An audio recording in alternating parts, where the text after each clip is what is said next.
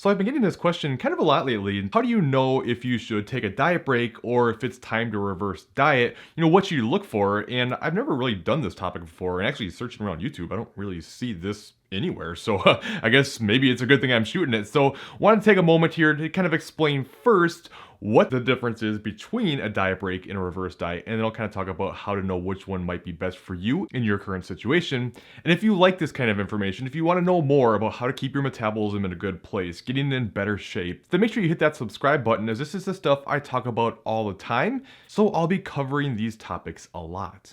Alright, so the difference between a reverse diet and a diet break is with a diet break, it's more a break from your actual cutting phase. So you're in the middle of a cut, you're gonna take a small period of time, maybe a week or two, possibly longer, and you're gonna go up to around rough maintenance calories, but don't get caught up too much in that. Just you're gonna have some extra calories, you're probably gonna reduce your cardio some, and you're gonna take some time to give yourself both a mental break to be able to enjoy some more food, as well as a physiological break to potentially help pick up your hormones a little bit, pick up your metabolism a little bit, and keep you in a better spot so the process works better for longer.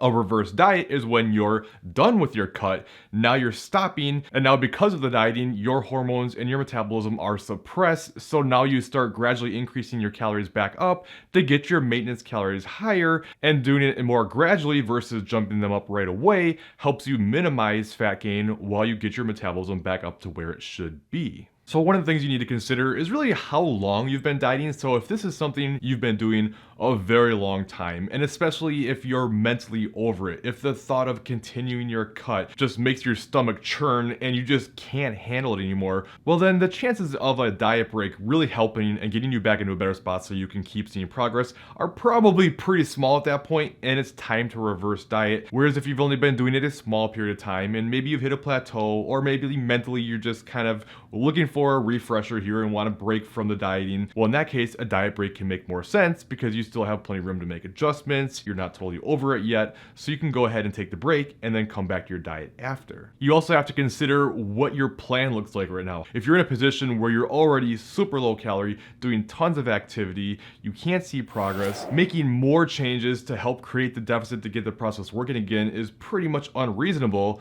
well then again a diet break's probably not going to really help, and it's time to reverse diet out. However, with that said, it kind of depends too. Sometimes someone will reach out and say that they've been dieting for months on end, like 6-8 months, hasn't even taken a single diet break yet, and wondering if they need to reverse. In that case, you may want to try a diet break first. Take at least a 2-week break. You can go longer, but at least 2 weeks. And sometimes this can kind of help give you that refresher, not only hormonally and metabolically, but also mentally, so you get some more energy, you feel better, you're recovering better, you get a little more pep in your step. And because of this, now you might be able to come back to your diet and start seeing progress again. But if it's not happening when you come back, then have a quick trigger to pull back out and then start your reverse diet from there. Don't continue to try to crush yourself if it's not working. Some other signs you can look for to understand that, okay, it's time to reverse diet here, a diet break's probably not going to be the answer, is how run down you are, and some signals the body's going to give you, like you just find you're overly irritated all the time, you just have a poor mood, you're always cold, you're overly food focused and just extremely ravenously hungry all the time,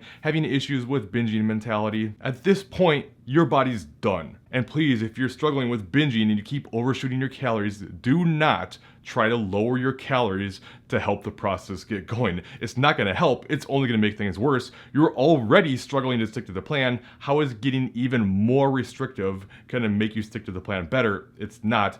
So don't do that, please. And this goes double if your body's really breaking down. You're finding that you're suffering from hair loss, your nails are getting super brittle. For females, you've lost your period. You might be suffering from a lot of bad injuries, even getting stress fractures and things like that routinely. Your body is in a terrible spot, and trying to continue to push here is not a good idea. And really, honestly, at that point, a reverse diet probably isn't even a great idea. You probably want to start getting your calories up faster and start fueling the body better, get the recovery process started. Getting some body fat back on is going to help you heal better. So don't let your fear of fat gain stop you from doing what's best in the long run. You can't just run yourself into the ground and stay that way long term. You need to heal. So now when it comes to the diet break side of things, if you're looking to take a diet break, it makes more sense if you haven't been doing it a long time, you're in a good place, you don't even necessarily have to wait until you've plateaued plateaued or feel run into the ground to take the break, you certainly can, but I find oftentimes people struggle with that because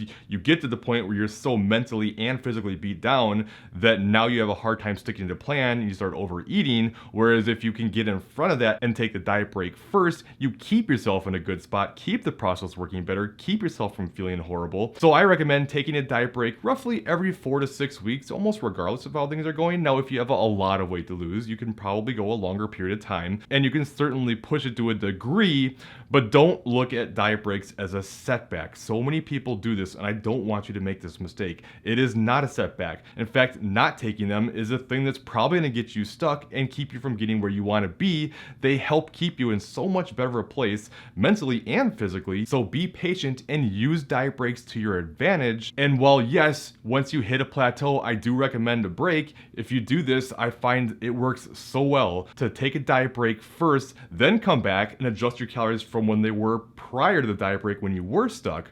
But you don't have to wait until you are stuck to take the diet break. And two, we gotta consider how far you have to go to your goal. I mean, if you're almost there and you can just push through a little bit, then fine. But if you have a long ways to go, then taking more frequent diet breaks can help versus feeling like you need to take long reverses all the time over and over. Now, you're probably gonna have to take it in phases. Most people do, and that's okay. But you also don't wanna get stubborn and think, I'm not at my goal yet. I need to keep pushing until I get there. I've seen this wreck too many people. And ironically, oftentimes you won't reverse diet because you're so scared to gain any weight back. So you just keep pushing, and then you get so run into the ground that you end up going into binging mentality and overdoing it and falling into effort mode and undoing everything and gaining weight way faster than you had if you'd done the reverse diet itself without really much benefit at all for your metabolism because it happens so rapidly. So don't let that be you, and don't stop yourself from doing what's going to be in the best interest for your long-term goals because you're worried about what might happen in the short term. If it's not there mentally or physically, stop your diet, reverse out, get yourself back into a better place, and come back down the road to get the rest off from a better place.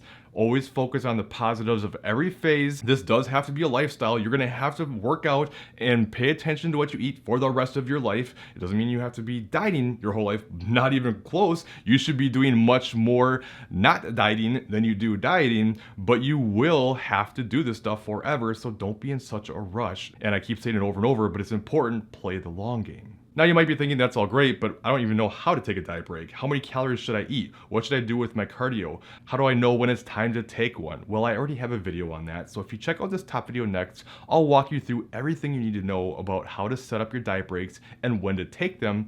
Otherwise, I think you'll like this bottom video instead. And I'll see you in one of those other videos.